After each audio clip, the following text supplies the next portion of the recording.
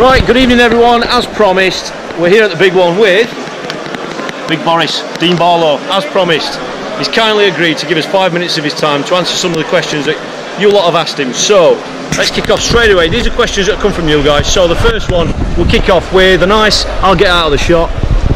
Dino, a lot of the lads are fishing on Ireland, especially one lad, he's fishing some of the venues over there, and he's finding that a lot of sessions he's kicking off and he's catching 4 or 5 quick fish, but then the fish are drifting away.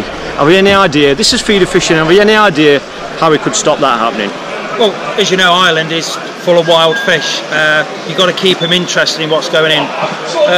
Once you've had a few fish and you stop getting bites, don't rest on your laurels. Keep putting the feeder in, 2-minute casts, even like that. Even taking a bit of metre or so of line on till you just going past.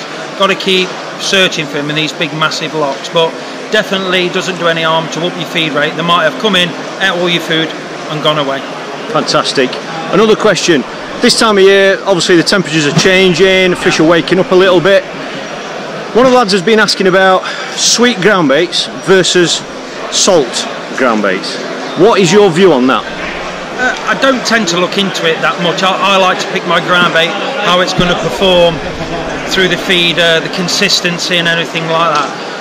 I'm not a big one with salt and that. I like sweet ground baits or fish meal. I know that ground baits do contain salt, but I don't get too hung up over it. I'm more interested in how I can mix it and how I can make it perform through the feeder or through the pole cup.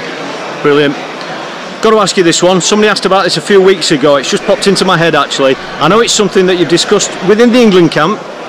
Deep water fishing. Are you a squeezer of the plastic feeder or do you like a cage in deep water? I'm a cage man. I'm a cage man, but like I said before, how you mix your ground bait, the consistency is key. I prefer to use slightly overwetted ground bait through a cage feeder than to squeeze hard in a plastic with dry ground bait. I always tend to think that the wetter your ground bait, the faster it sinks, and when you're fishing a feeder which is nailed to the bottom, I want my fish looking down instead of looking up. Spot on. The final question, we'll just finish off on this. A lot of you have seen, can I say grow up? I don't know. I'm not that old. And obviously a lot of you know Dean through his dad's articles from years and years ago and his dad's presence on the match circuit. One of the questions we've quite aptly been asked, considering how we're doing this, is if your dad was actually still on the circuit today, how do you think he would be responding to video vlogs like this?